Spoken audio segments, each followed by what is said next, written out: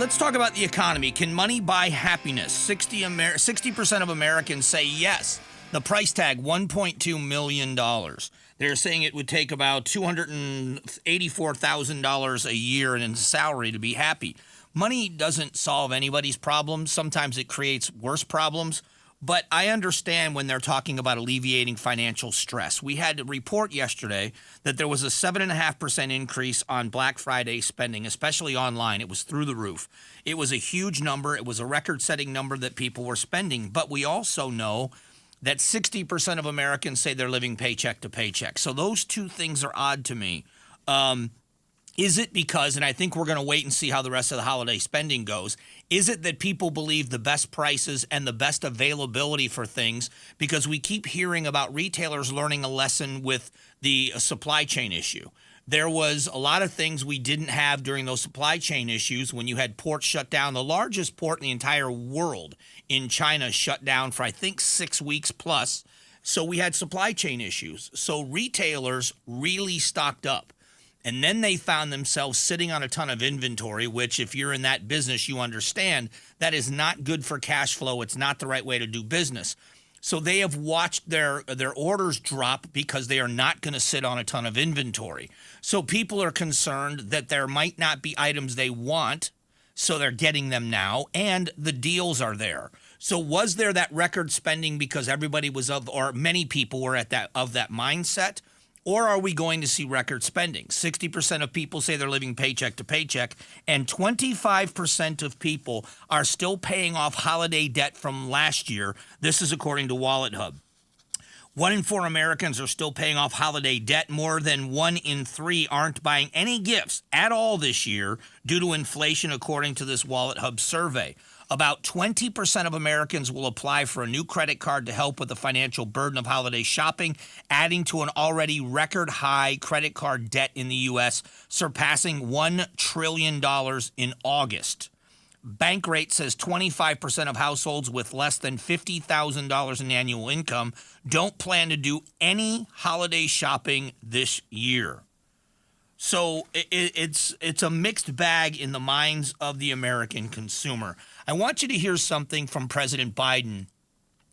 And this is a theme out of the White House. I don't necessarily blame when you're in a political office, anything, when you're lobbying for something, when you go into your boss's office for your annual review, you are going to highlight all your good points. You're going to downplay anything bad. But listen to what the president had to say about prices and how they must be driven down. And wages for working families have gone up while inflation has come down 65%. Giving families a little more money in their pockets and a little more breathing room for this holiday season. But we know the prices are still too high for too many things. That times are still too tough for too many families. But we made progress, but we have more work to do. Let me be clear. To any corporation that's not brought their prices back down, even as inflation has come down, even as supply chains have been rebuilt, it's time to stop the price gouging and give the American consumer a break. This anti-corporation class warfare argument is absolutely tired. The United States Treasury is not doing anything to alleviate the financial burden for the American people either. Why are they proposing tax increases on corporations? Again, if you're a class warfare person, if you're someone that believes that if you have wealth, it's odd what other people consider wealthy. I remember being very young in the trades, and I was making about $4 an hour as an apprentice electrician. And the guys I worked with, the journeyman electrician, were making $12 an hour. And at that time, $12 an hour seemed like an insanely high amount of money. Our neighbor was a mailman. He worked for the Postal Service. And I thought that dude was rich. He had 2 cars. I couldn't imagine having 2 cars.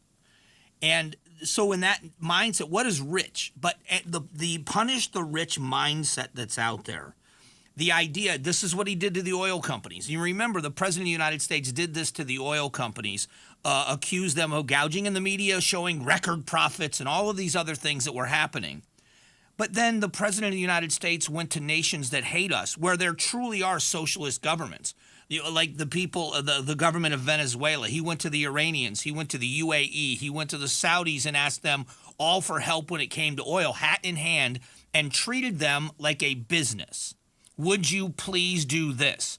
The American fossil fuel industry, he vilified and demonized. And he's doing the same thing to these. These are the job creators. These are the companies that hire people. These are the companies that employ people. And the President of the United States and the narrative of this anti-business, anti-wealth is nonsense. The President of the United States is a very, very, very wealthy man himself. Nancy Pelosi is one of the wealthiest people. I think she is the wealthiest person in the United States Congress, and yet they're always going after the rich. The narrative is just silly.